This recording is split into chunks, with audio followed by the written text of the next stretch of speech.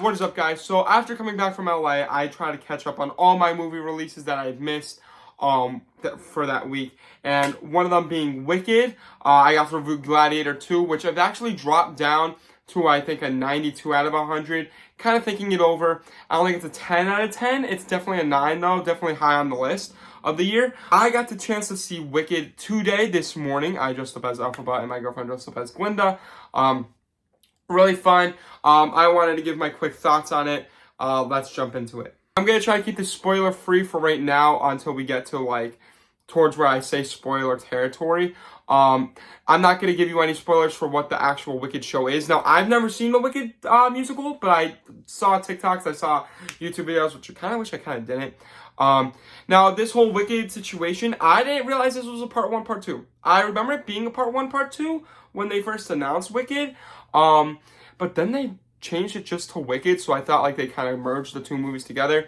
It's not. It says Wicked Part 1, and it's just basically the first act, and the second act is going to be Part 2, which is going to be a whole year from now, so next year around in November.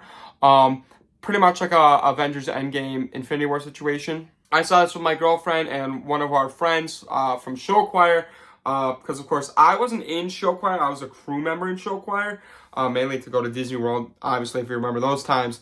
I like musicals, I like La La Land, Mamma Mia. I've never seen Wicked, like I said, but I was just happy to go, so I went. I knew some of the songs, a lot more than I thought. I knew Popular, everyone knows Popular. Of course, I knew the whole riff, mainly because of the Shrek the Musical. I don't know how many people know about that.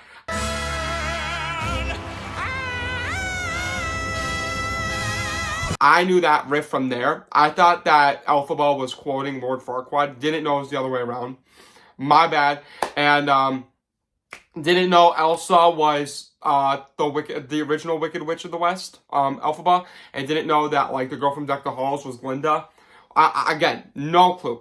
All I knew, I watched Oz the Grand Powerful Kid and Wizard of Oz. That's it. And Return to Oz. Those three are the only things. I never knew there was any more to the Wizard of Oz. But man, the lore in this movie is crazy.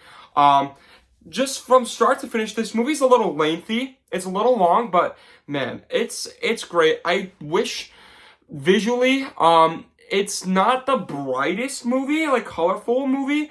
I wish that it was a little bit more colorful, but it's just good enough that it's still very visually intriguing, especially Elphaba's skin shades, the wild nature of Oz, is really cool. And I will say, I think every character in this is great. Ariana Grande, now I heard people keep talking about Ariana Grande. Man, I was okay, she can't be that great. She was really good. I think she can get Best Supporting Actress nomination for the Oscars. Maybe potentially win it. She was great in this movie. Same goes for Jeff Goldblum as the Wizard. I thought he was amazing, even though he's pretty much playing the Grand Master from Thor Ragnarok again in this role. But I thought he was going to be in it longer. I'm kind of disappointed he wasn't in it as much. There's a few scenes in this movie that I really liked, but there's different plot storylines. There's the storyline of Elphaba, which is clearly targeted to racism, and I think that's brilliant. I thought that was great. I quickly caught on to that. I was like, that's great. And then I like how there's some people that don't even notice it, Fiyero, I think that's his name. Coolest, best song, by the way. His Dancing Through Life, best song in the movie. You can say what you want.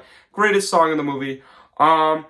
I really liked the Goat Professor. He was really cool. That whole plot line with the animals, I found the most intriguing. Now, I will say, I feel like there's a lot of unanswered questions within this movie. It starts off right away with kind of a aftermath of everything, kind of what we see in the ending to the Wizard of Oz movie.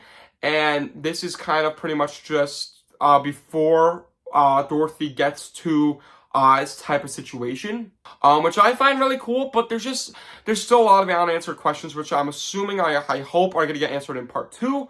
But yeah, like I said, the soundtrack's great, the plot's great, everything like that. It's a great movie. I found myself really enjoying it a lot more than I thought I would. I know my girlfriend, she was sobbing her eyes out, especially towards the ending. The ending, it ended greatly. Again, it was very long, but towards the end, you knew it was coming, and man, they were doing like that thing like all over, and I was like, all right, how good could this be? Like it's getting too much representation, too much like commercial time.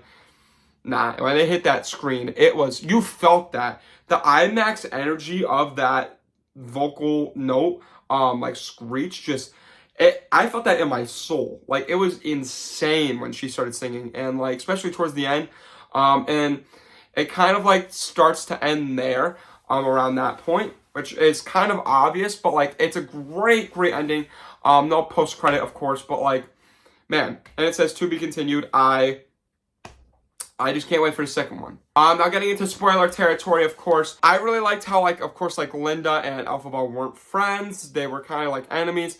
I thought Ariana Grande played a fantastic role again. As like, she was kind of just like this dumb blonde character.